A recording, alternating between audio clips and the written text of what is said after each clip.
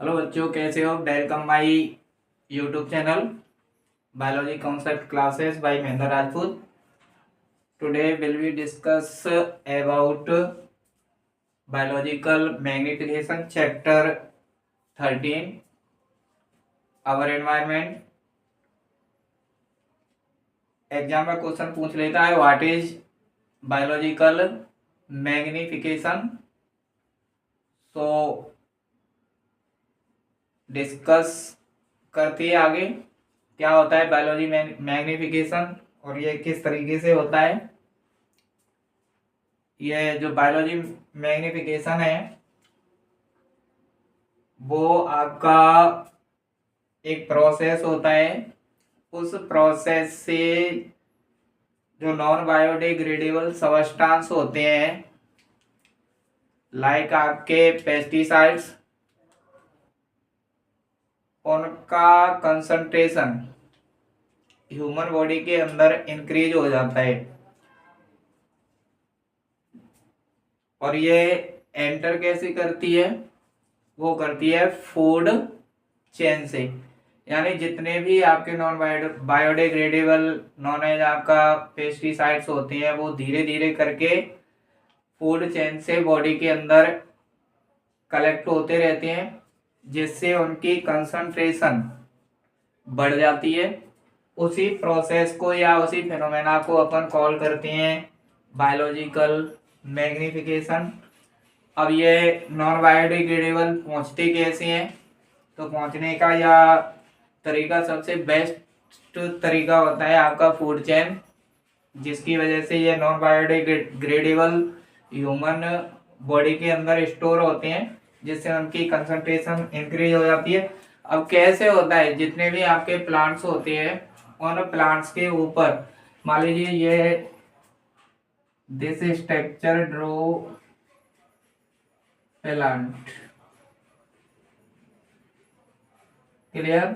अगर ये प्लांट है, इस प्लांट के अंदर कोई भी डिजीज है या ये प्लांट बीमार हो गया है, तो इस प्लांट को डिजीज से सेव करने के लिए इसके ऊपर स्प्रे करते हैं केमिकल्स की, और उस स्प्रे से ये डिजीज फ्री तो हो जाता है। लेकिन जो नॉन बायोडिग्रेडेबल सब्सटेंस होता है वो आ जाते हैं सॉइल के अंदर एंड ये वाटर बॉडी में पहुंच जाते हैं। जब सॉइल और वाटर बॉडी में दोनों में पहुंचते हैं तो यहाँ प्लांट है वो तो इन बायोडिग्रेडेबल सब्सटेंस को एब्जॉर्ब कर लेता है बाय रूट, ठीक है। और यहाँ इसके अंदर जितने एक्वेटिक प्लांट होते हैं और एक्वेटिक लिविंग ऑर्गेनिज्म होते हैं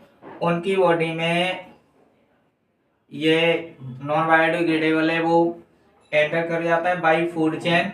तो ईच ट्रॉपिक लेवल पर जो concentration of non biodegradable substance की है वो बढ़ जाती है। उसी प्रोसेस को अपन बोलते हैं बायोलॉजिकल मैग्निफिकेशन। तो ये आपका बायोलॉजिकल मैग्निफिकेशन था। तो अब मैं इसको थोड़ा सा रीड कर दे रहा हूं। तो देखो आप, it is the phenomena of progressive increase in the concentration of non-biodegradable toxicant in organism at each successive trophic level। यानी ये एक ऐसा फिनोमेना होता है जिसके अंदर नॉन बायोडिग्रेडेबल टॉक्सिकेंट हैं वो एक सक्सेसिव ट्रॉपिक लेवल पर क्या हो जाते हैं, ट्रॉपिक लेवल पर कलेक्ट हो जाती हैं, जिससे उनकी कंसंट्रेशन होती है वो इंक्रीज हो जाती है। अब देखो ये जितने भी केमिकल्स होते हैं वो सबके सब हार्मफुल होते हैं। Harmful chemicals and pesticides like DDT, ये बेटा आप इसको याद कर लेना, DDT are sprinkled on crop plant to protect them from pest और डिजीज। यानी जितने भी आपके हार्मफुल केमिकल्स होते हैं या पेस्टिसाइड्स होते हैं, लाइक आपका डीडीटी दे रखा है, इनको प्लांट के ऊपर स्प्रे किया जाता है जिससे वो डिजीज और पेस्ट से बच सके। these chemicals these chemicals either wash down into soil, into water bodies, और ये प्लांट सॉइल में चले जाते हैं, और सॉइल और कहाँ चले जाते हैं, वाटर बॉडीज में। From the soil these absorb by plant, तो ये सॉइल से प्लांट इसको एब्जॉर्ब कर देते हैं, और जो वाटर बॉडीज होती है उससे कौन ले लेता है, आपका एक्वेटिव प्लांट एंड एनिमल। ठीक है, तो ये टॉक्सिक केमिकल्स एंटर करती है, वो कौन सी चेन से करते हैं आपके बेटा, food chain. As these chemicals are non biodegradable, ये जितने भी केमिकल्स होते हैं वो नॉन बायोडिग्रेडेबल होते हैं। their concentration keeps on increasing at each tropic level. The maximum concentration of these chemicals gets accumulated in human body, ये जितने भी हैं वो सब के सब धीरे धीरे ह्यूमन बॉडी के अंदर इनका कंसंट्रेशन बढ़ जाता है। This is because occupy top most place in food, any food chain. तो ये पूरा प्रोसेस है वो किसका है, बायोलॉजिकल मैग्निफिकेशन का। और ये ऑल बोर्ड में पूछा भी जाता है कि व्हाट इज बायोलॉजिकल मैग्निफिकेशन। अब इसके बाद में जो आई होप के ये बायोलॉजिकल मैग्निफिकेशन आप लोगों को अंडरस्टूड हुआ होगा। ये अलग हेडिंग है आपके, अलग टॉपिक है, वो है ये human impact on the natural environment. तो जितने भी ह्यूमन होते हैं वो एनवायरनमेंट का मोस्ट इम्पोर्टेंट पार्ट होते हैं, और जो भी एनवायरनमेंट होता है उस एनवायरनमेंट में ह्यूमन की डिफरेंट टाइप की एक्टिविटीज होती हैं, और उन एक्टिविटीज को करने के बहुत सारे वेज होते हैं जिसकी वजह से एनवायरनमेंट डिस्ट्रॉय होता है, या आप कह सकते हैं एनवायरनमेंट को नुकसान होता है। और आपके देखो कौन कौन सा नुकसान होता है, सबसे पहला है वो है डिप्लेशन ऑफ ओजोन, और दूसरा है वेस्ट एक्यूमुलेशन। तो डिप्लेशन ऑफ ओजोन है वो भी ह्यूमन एक्टिविटीज से होता है, और वेस्ट एक्यूमुलेशन है वो भी किससे होता है, आपका ह्यूमन एक्टिविटीज से।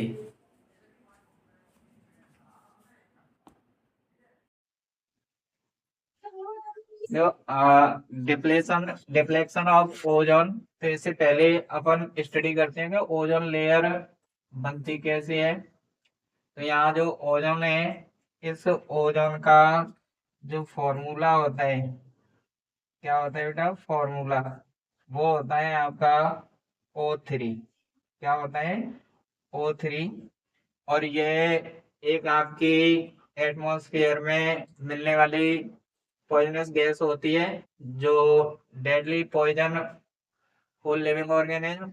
इसके बाद देखो आप, ये जो मिलती है ना, एक स्ट्रेटोस्फीयर होती है, उसमें ये अर्थ एटमॉस्फेयर से ऊपर जब जाते हैं तो अप्रोक्सीमेटली 20 से लेकर के 35 किलोमीटर इतनी हाइट तक ये ओजोन लेयर होती है।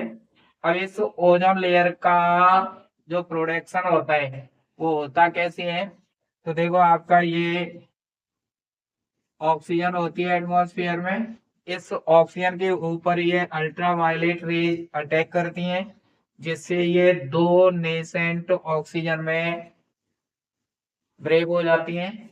अब इनमें से जो ऑक्सीजन मॉलिक्यूल्स है वो ऑक्सीजन एटम के साथ क्या कर लेता है, कॉम्बाइन कर लेता है, और आफ्टर सम टाइम क्या बना देता है, आपका ओजोन बना देता है। ठीक है, इस तरीके से ये आपकी ओजोन का फॉर्मेशन होता है। अब यहाँ जो अमाउंट है उसको शार्पली ड्रॉप कब कर दिया गया है, 1980 यानी 1980 में। देखो आप, ओजोन लेयर है, ओजोन का फॉर्मूला मैंने अभी बताया आपको, O3 होता है। Is a gas which occur naturally in the earth atmosphere. It is deadly poison for living organism. Ozone atmosphere is found mostly कितने कितने तक बता बेटा, अभी मैंने बताया था 20 से 35 kilometre above the ground stratosphere. ठीक है।